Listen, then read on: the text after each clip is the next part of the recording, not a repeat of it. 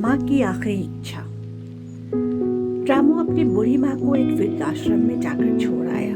वह अपनी माँ का इकलौता बेटा था, जिसके लिए उसने जीवन भर संघर्ष किया और आज भी अपने बेटे को किसी भी तरह की परेशानी ना हो, इसीलिए आश्रम में रहने के लिए भी तैयार हो गई। माँ रोज अपने बेटे को याद करती, मगर रामू केवल साल में एक बार उसको मिलने आ जाता था या फिर फोन पर बात कर लेता।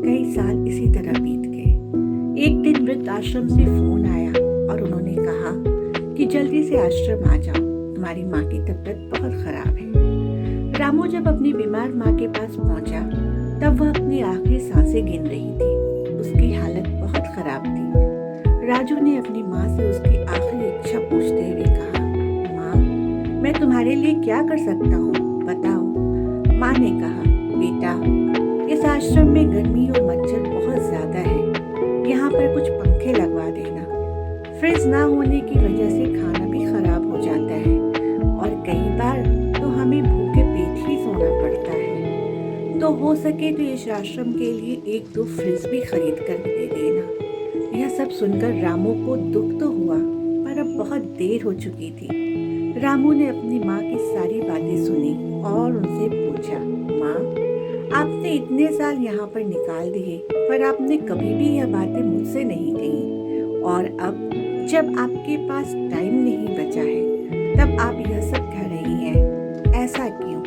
माँ ने बेटे से कहा, बेटा, मैंने गर्मी, भूख और पीड़ा सहन कर ली, लेकिन मुझे पता है जब तेरे बच्चे तुझे यहाँ पर छोड़कर जाएंगे, तब तू यह सब सहन नहीं कर पाएगा।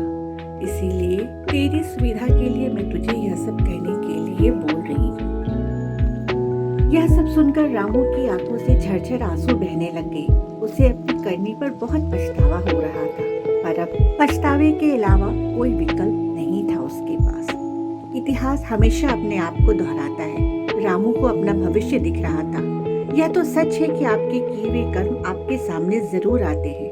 अगर आप चाहते हैं कि आपके साथ अच्छा व्यवहार हो, तो आपको भी दूसरों के साथ वैसा ही व्यवहार करना पड़ेगा। माँ की ये आखिरी लाइनें किसी भी बेटा या बेटी की आंखें खोलने के लिए सक्षम है।